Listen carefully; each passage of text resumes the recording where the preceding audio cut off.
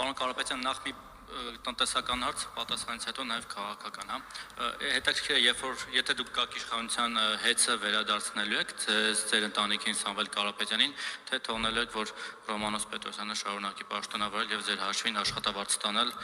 երևի 5 միլիոն 200 հազար, սա մեկ, երկրորդը տնտեսական թեմաների մասին ես վերջին շրջանում շատ է խոսում, հատկապես Ադրբեջանի եւ Թուրքիայի հետ հարաբերությունները նաեւ տնտեսական առումով կարգավորելու եւ դա շատ դեպքում ներկայացվում է որպես այլընտրանք Ռուսաստանին, հաշվի առնելով Ռուսաստանի հետ վերջին խնդիրները, օրինակ ջերմուկի արգելումը, մնացածը, նաև Լարսի հետ առաջացող պարբերաբար խնդիրները, դուք Թուրքիայի եւ Ադրբեջանի հետ հարաբերությունները, այդ թվում տնտեսական առումով ինչպես եք պատկերացնում, սա պատասխանեք մեկ էլ մի քաղաքական հարց։ Շատ լավ, երկրորդ հարցից սկսեմ, Թուրքիայի հետ հարաբերությունների կարգավորման ուղղությամբ պետք է քայլեր լինեն տնտեսական առումով Հայաստանի համար շահեկան է սահմանների բացումը, բայց կա տնտեսության կառուցվածք, ինչ է ներկայացնում տնտեսության կառուցվածքը, Թուրքիայի տնտեսությունը եւ Ադրբեջանի տնտեսությունը գյուղմթերք արտադրող տնտեսություններ են, լոլիկ, վարունգ, նաեւ վարդերի արտադրանքի առումով, նրանք արտադրում են այն, ինչ արտադրում է հայ գյուղացին, նրանք չեն սպառում այն, ինչ արտադրում է Հայաստանցին, նրանք արտադրում են, նրանք մրցակից են տնտեսական կառուցվածքով, բացի գազից եւ նավթից, մնացող առումներով մեզ պետք է գործընկեր, որը գնում է մեր ապրանքը, ոչ թե վաճառում է մեր ապրանքից, գիտեմ, որ շատ պարզ ճշմարտություն եմ ես հիմա ասում, բայց դա մեր հասարակության նշանակալի մասը երևի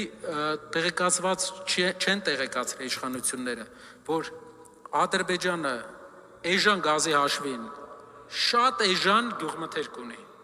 Թուրքիան սուբսիդավորող գազի եւ էլեկտրականության հաշվին շատ էժան գյուղմթերք ունի, մենք չենք կարող փոխարինել, մեզ պետք է գործընկեր, որը մեծ պահանջարկ ունի մեր արտադրանքի եւ այդ գործընկերը կամ հյուսիսում է, կամ արաբական աշխարհում, իդեպ, այս գործարանի հիմնական արտահանման ուղղությունը Միացյալ Արաբական Էմիրություններն է եւ Սաուդյան Արաբիան, այն համարյա չի արտահանում ԵԱՏՄ շուկա եւ սա իրական դիվերսիֆիկացիայի, իրական տնտեսության ուղղվածության դեպի նոր շուկաներ օրինակ է, դրա համար ենք հրավիրել այստեղ, մենք արտադրում ենք Հայաստանի համար եւ արաբական աշխարհի համար եւ այդպիսի արտադրություններ լինելու են տասնյակ, եթե ոչ հարյուրավոր Հայաստանում։ Հեծը տեսեք, պետության կառավարումը իր մեջ ներառում է մի քիչ սահմանազատում քո երկու, այսինքն բիզնես թեմատիկայի եւ պետական կառավարման սահմանազատում։ Պետական կառավարման առումով մեր քայլը լինելու է հարգել միջազգային Ստոկհոլմի արբիտրաժի որոշումները, բայց ես կուզենայի վստահեցնել, որ տարանջատումը անխուսափելի է, շահերի բաժանումը անխուսափելի է, որովհետև